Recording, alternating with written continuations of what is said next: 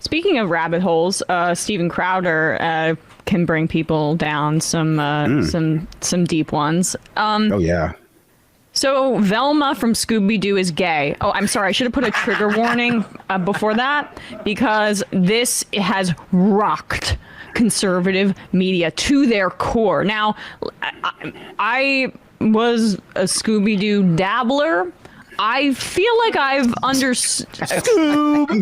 That sounds vulgar.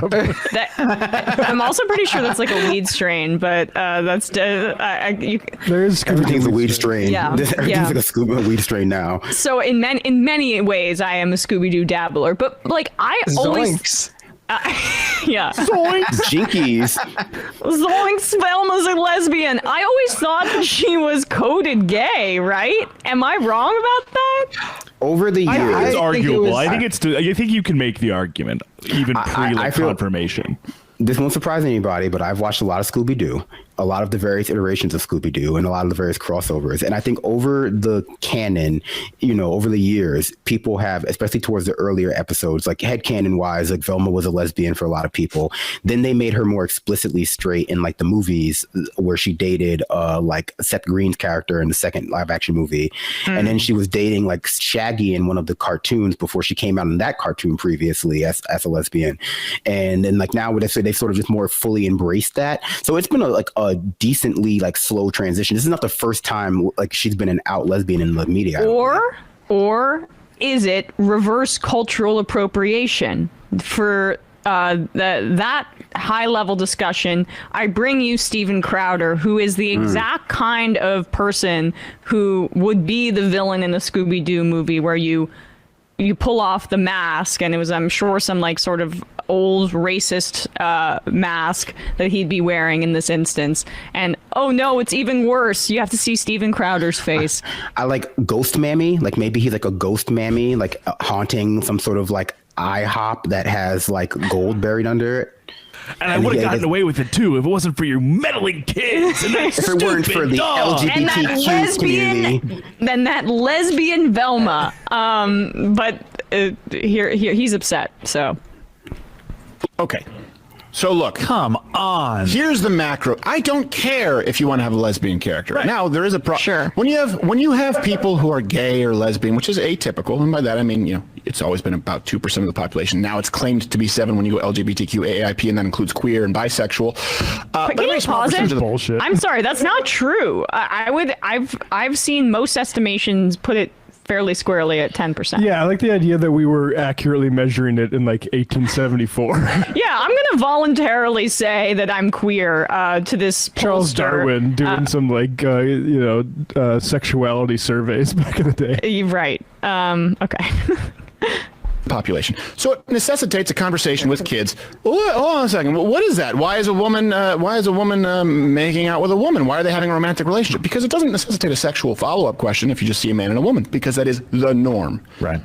It does if it's atypical, kids ask questions. So I don't think it should be ejected into kids shows. The other thing though is, look, there are plenty of lesbian characters and gay characters. There's not a problem with that, right? The BBC has it as low as references available at loudwithcarter.com. 2021, they said 12% of all US TV characters were LGBTQ. And I've actually seen that number as high as 16%. Let's call it 12, 14%. It's still at least more than double, likely triple that of the pop. There are plenty of gay and lesbian characters. They're just not as popular.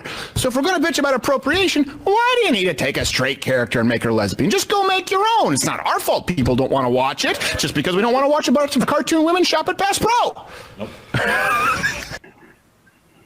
That's so funny. Did he just casually say that like the people just don't like gay characters as much?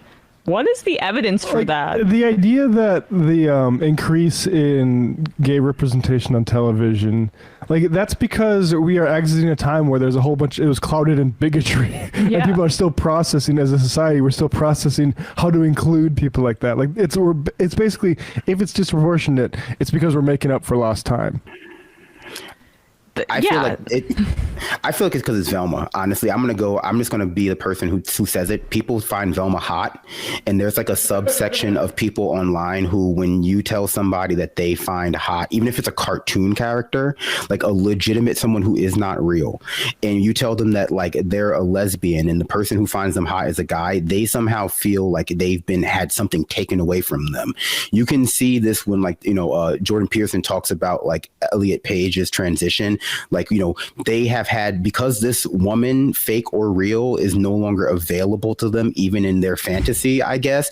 It's aggrieving them in a way that I personally am unable to replicate in myself, because I didn't, I think we've all can admit that Velma is, Velma's hot. 10 Linda Cardellini is, Linda Cardellini is a beautiful woman. Yeah, Velma's the high tier taste of the Scooby-Doo. If you're gonna have a crush on the Scooby-Doo characters, Velma is the one to have a crush on. Yes. So we can admit that, but I think it's a little weird to take it this far to be like, Velma being a lesbian makes it harder for me to imagine us like being in a long-term relationship as a guy. Like, it's a little weird, I mean, you can reference that kids are going to be confused by Velma making out with women, but that doesn't seem to be like, a real argument. But I think that is a really great point, Bradley and Brandon. I'm sorry. Oh my God, Brandon. Thank you. And now I'm sort of disturbed thinking about what Jordan Peterson was possibly thinking when he was watching the movie Juno. Oh my God. Yeah. Yikes. I mean, zoinks, I should say.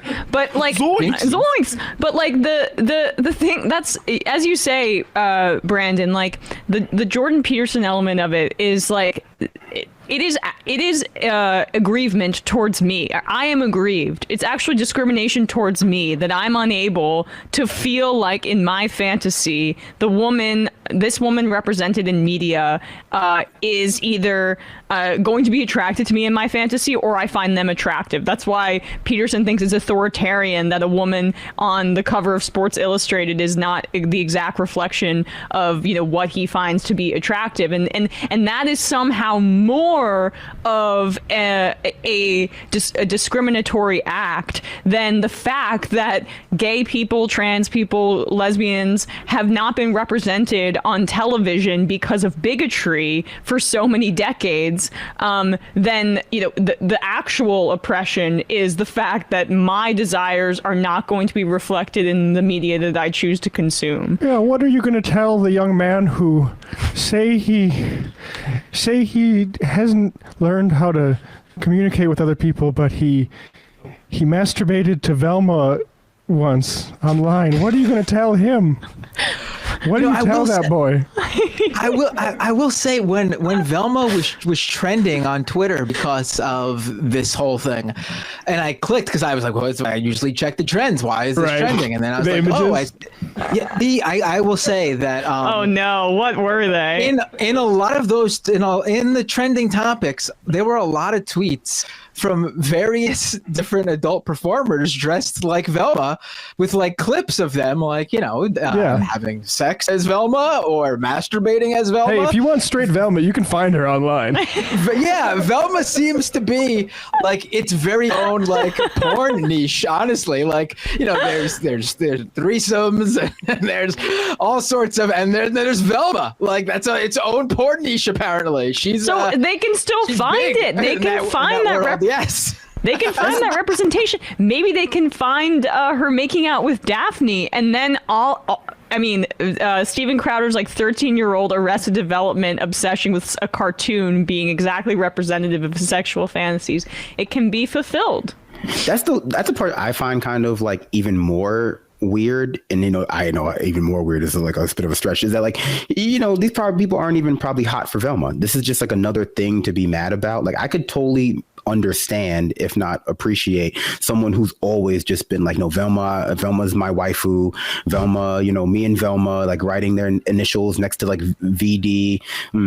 I didn't realize that Velma's initials are VD before I said that, but writing their initials like I love VD on their like notebooks. Some people are like that. Some people are fans of Scooby-Doo to that level, and so I think when you're a fan of a show to that level, even though it doesn't make sense and might not be healthy, it's definitely understandable to feel like changes in the character affect you more personally. If you start your thing by saying like, I don't watch Scooby-Doo. I don't know, Scooby-Doo and the Reluctant Werewolf from Scooby-Doo and the Ghoul School, but I think that Velma should be like how I frame her in my head. What are you talking about? You're not even a fan. You don't even go here, as the kids say. Like, Oh, sorry, Brendan, keep going. No, that's it. You're just not even a fan to really be. It's just you're just mad about any character being lesbian who you don't necessarily think should be. But that's, Right. What are you suggesting? We should search Velma into Twitter like Binder suggests? You should and play not this on the search show? Velma. No, I'm we're going to saying get demonetized. because of given per this conversation, I think Eric Bowling's thoughts on Velma are very germane here, and I think we should watch it. Perfect transition.